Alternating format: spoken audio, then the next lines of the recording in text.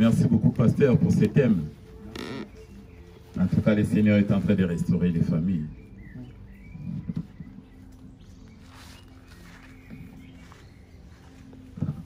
Sans plus tarder, donc, nous allons prendre aussi les textes.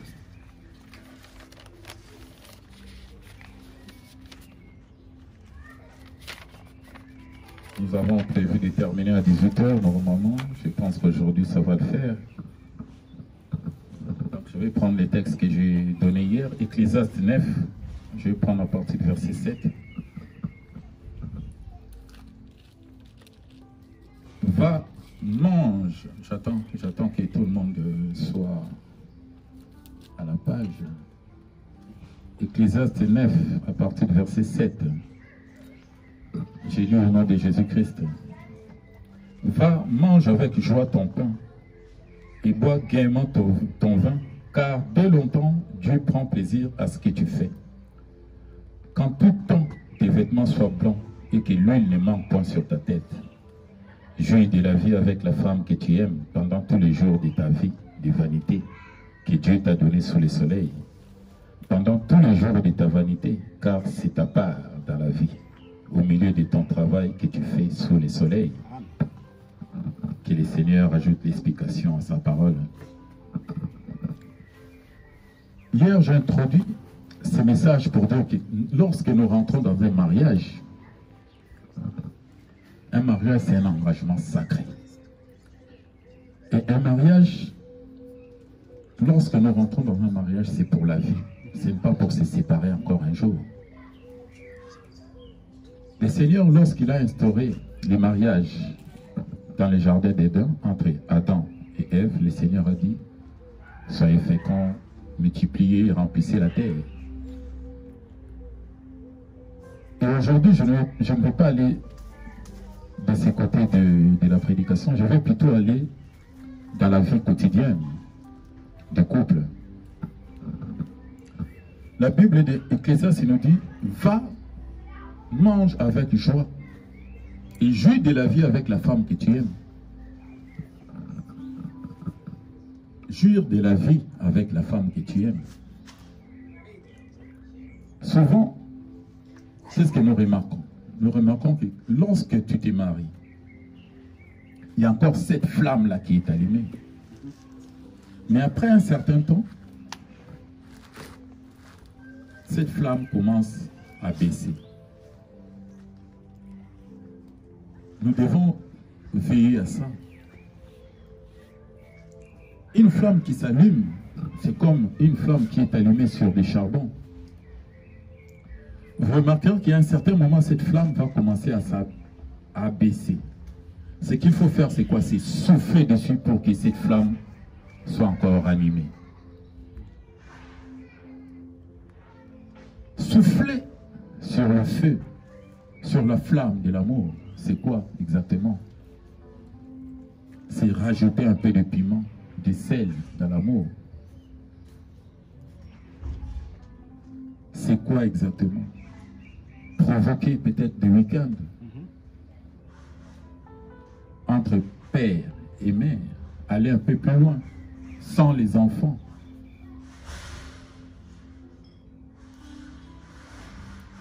C'est ce qu'il faut faire souvent pour que cette flamme de l'amour ne s'éteigne. Ces principes s'appliquent aussi au don de l'esprit. C'est comme lorsque nous lisons les livres de 1 Timothée. C'est 1 Timothée 2, je pense, à partir du verset 6. C'est l'apôtre Paul qui est en train d'exhorter son fils Timothée. L'apôtre Paul dit, je t'exhorte à ranimer les dons de l'esprit que tu as réussi par l'imposition de mes mains.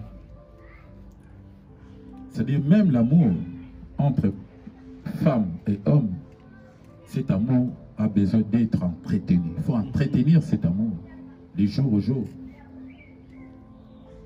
C'est pourquoi Ecclésiaste nous dit, jouis de la vie avec la femme que tu aimes. Et il rajoute, pendant tous les jours de ta vie de vanité que Dieu t'a donné sous le soleil. pendant tous les jours, bien-aimés dans le Seigneur, pendant tous les jours de la vie que Dieu t'a donnée sous le soleil. Et Ecclésiaste pour dire que cette vie n'est que vanité.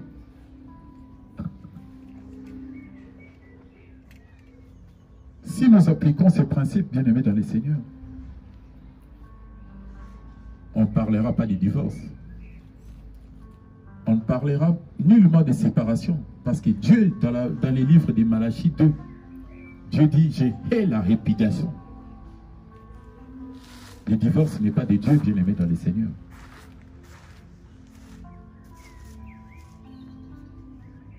Je hais la répudiation.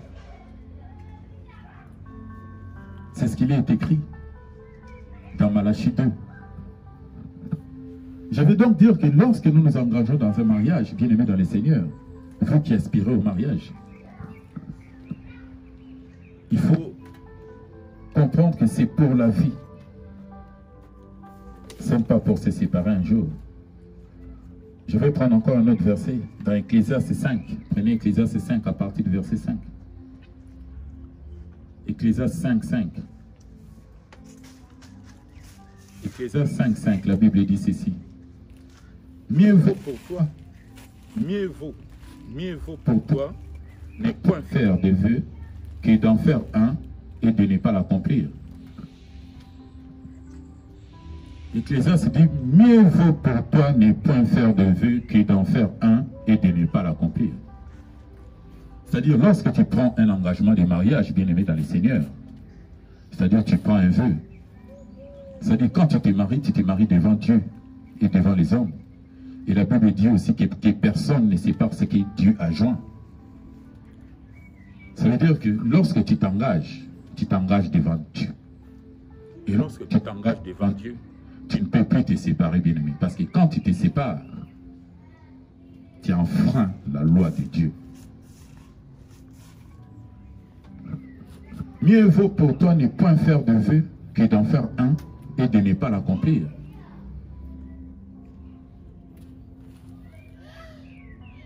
Vous qui aspirez au mariage, bien-aimé dans le Seigneur, lorsque les disciples ont demandé au Seigneur pourquoi Moïse nous a dit de donner une lettre de divorce à la femme et de la répudier, qu'est-ce que le Seigneur a répondu? Le Seigneur a dit, c'est à cause de la dureté de votre cœur que Moïse vous a prescrit ainsi. Au commencement, il n'en était pas comme ça. Et que l'homme ne peut se séparer de la femme qu'en cas d'infidélité. C'est la seule raison. Donc lorsque tu t'engages dans un mariage, ne viens pas dire aux parents de la femme que voilà, elle ne s'est pas préparée. Elle ne sait pas faire les ménages. Parce que c'est des raisons qui sont que le Seigneur n'admet pas. Seulement en cas d'infidélité. C'est en ce moment-là que tu peux te séparer. C'est pourquoi nous disons que le mariage, c'est un engagement sacré. Et un engagement sacré, on ne peut se séparer que lorsque la loi est de votre côté. Je vais prendre 3 sortes de mariages. Les 3 sortes de mariages que le Seigneur nous a, que la Bible parle. Les 3 sortes de mariage se trouvent dans 1 Corinthiens 7. Vous lirez à la maison à partir du verset 12 à 16. 1 Corinthiens 7, 12 à 16. Dans 1 Corinthiens 7, 12 à 16, qu'est-ce que la Bible nous dit? La Bible parle des mariages entre croyants. Et la Bible parle aussi des mariages entre un non-croyant et une autre qui est non-croyante. Donc la Bible parle de peut-être le mari est croyant, la femme est non-croyante. Ou alors c'est la femme qui est non-croyante et le mari est croyant. Je vais commencer par d'abord, lorsque le mari est non-croyant et la femme est croyante. L'apôtre Paul nous explique que la femme qui est non-croyante, enfin le mari qui est croyant, purifie celui qui est non-croyant. Donc si c'est le mari qui est croyant, c'est le mari qui purifie la femme qui est non-croyante. Ou vice-versa. Si la femme qui est croyante, c'est la femme qui purifie le mari qui est non-croyant. Et dans ces cas, les enfants aussi sont purs. Parce que Dieu les purifie à cause de celui qui est croyant. Et la Bible nous dit que dans les cas de mariage non-croyant, croyant, celui qui peut se séparer, c'est celui qui est non-croyant. Parce que l'apôtre Paul dit, donc, celui qui est croyant n'est pas lié. Il n'est pas lié par ses mariages. Il n'est pas lié par la loi. Donc, si celui qui est non-croyant veut partir, la Bible dit, il peut partir. Mais par contre, la Bible interdit à celui qui est croyant de partir. Celui qui est croyant ne peut pas se séparer parce que lui, il est lié par la loi. Et dans le cas où les deux sont croyants, la Bible demande de se réconcilier ou alors de rester sans se marier. Donc là, les deux sont liés. L'un ne peut pas répudier l'autre. Sauf en cas d'infidélité, comme j'ai dit tout à l'heure. Je vais prendre encore un verset. Nombre 30 à partir du verset 2. Nombre 30 à partir du verset 2. Nombre 30, verset 2, la Bible dit ceci. Lorsqu'un homme fera un vœu à l'Éternel, par un serment, pour se lier par un engagement, il ne violera point sa parole, il agira selon tout ce qui est sorti de sa bouche. C'est pourquoi nous disons que lorsque tu es lié dans un mariage, c'est pour la vie. Parce que tu as fait un vœu à l'Éternel. Et lorsque tu as fait un vœu à l'Éternel, tu ne violeras point sa parole, ta parole.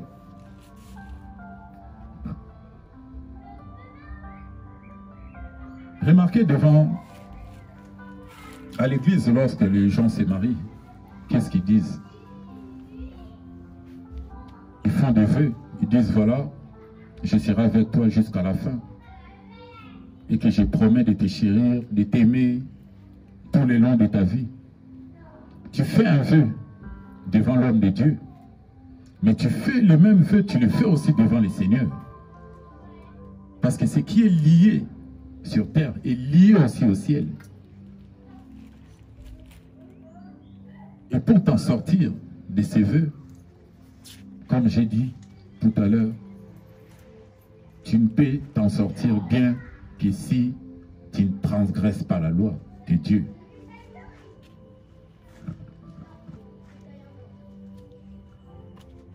Mieux vaut pour toi ne pas faire de vœux que d'en faire un et de ne pas l'accomplir.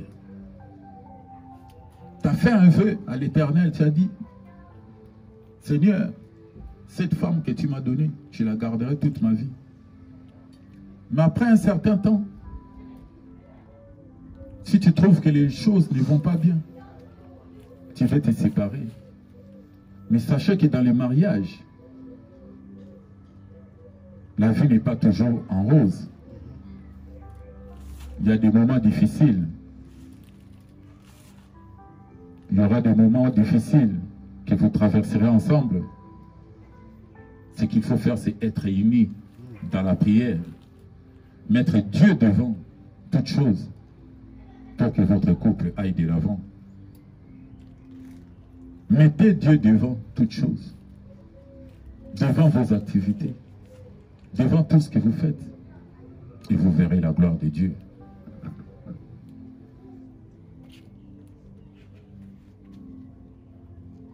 Tu as fait un vœu, bien-aimé dans le Seigneur, pour te marier.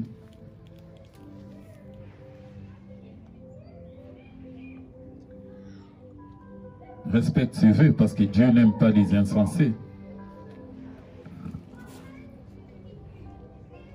Au reste, Concernant la vie des familles, la Bible nous dit, Marie, aimez vos femmes. Et femmes, soyez soumises à vos maris.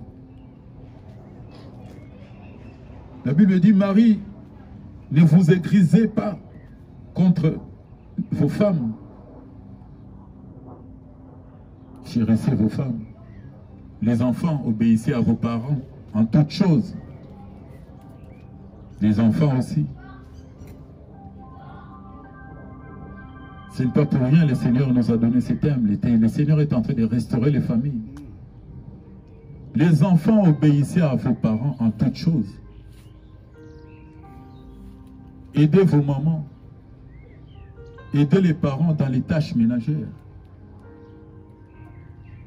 Lorsque ta maman se réveille, elle est dans la cuisine, en train de faire le ménage ou autre chose. Toi, tu prends les balais, tu vas faire aussi autre chose pour l'aider.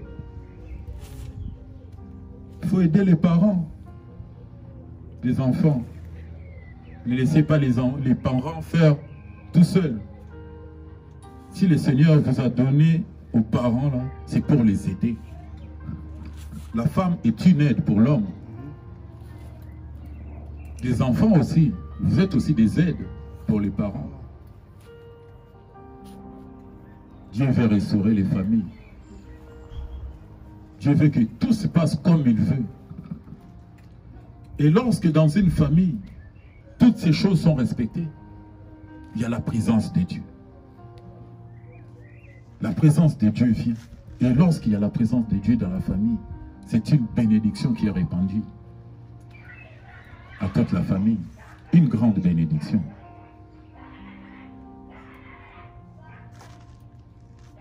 Respectez ces choses, bien-aimés dans le Seigneur, et vous verrez la gloire de Dieu.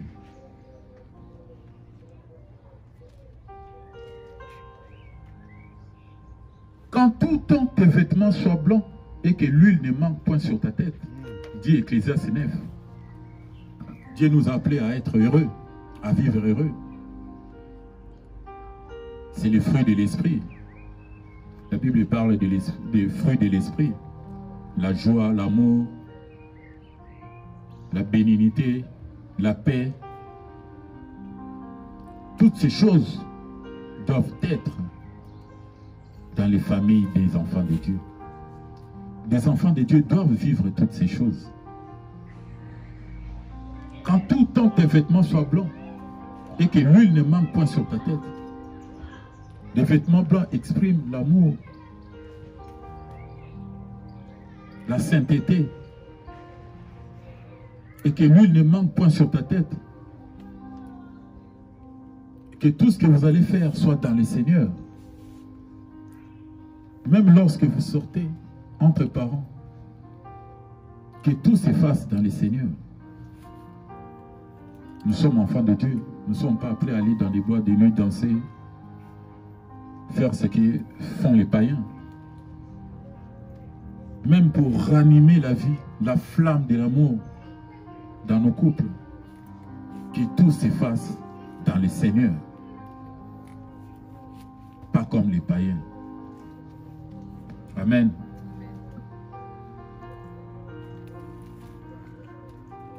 Je pense que je n'ai rien oublié.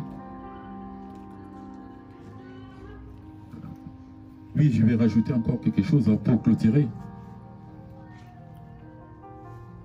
Je dis que la Bible dit que nous pouvons nous séparer qu'en cas d'infidélité.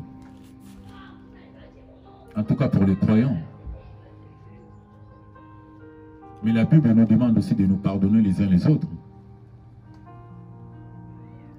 La Bible ne nous dit pas seulement, voilà, parce que un des deux a trahi et qu'il faut automatiquement appliquer cette règle de le répudier ou de la répudier. Non. La Bible nous demande de nous supporter les uns les autres, de nous pardonner les uns les autres. Lorsque nous prions le Seigneur, nous demandons que le Seigneur nous pardonne. Mais pourquoi devons-nous pas aussi pardonner nos proches, nos voisins, les maris ou la femme? Nous devons nous pardonner aussi les uns les autres. Cherchez aussi la réconciliation. On peut chercher aussi, c'est ce que l'apôtre Paul dit. Il faut se réconcilier. En cas de problème, chercher la réconciliation. Au lieu directement d'aller dans les séparations. Le livre de Colossiens 3, 13 dit ceci. Colossiens 3, à partir du verset 13. La Bible dit, supportez-vous les uns les autres, et si l'un a sujet de se plaindre de l'autre, pardonnez-vous réciproquement, de même que Christ vous a pardonné, pardonnez-vous aussi. Nous demandons que le Seigneur nous pardonne tout le temps dans nos prières. Mais nous avons du mal à pardonner nos proches, nos voisins. Nous devons nous pardonner les uns les autres, dans les couples, et surtout dans les couples. Il faut avoir cette humilité de pardonner. C'est ce qui fait de nous enfants de Dieu. Pardonnons-nous les uns les autres. Supportons-nous les uns les autres. Ne pas mettre la loi devant. Voilà parce que le Seigneur a dit en cas d'infidélité, je dois me séparer. Mais tu peux aussi pardonner, frère ou sœur. Tu peux aussi pardonner. Alléluia. Mettons-nous debout. Nous sommes à la fin.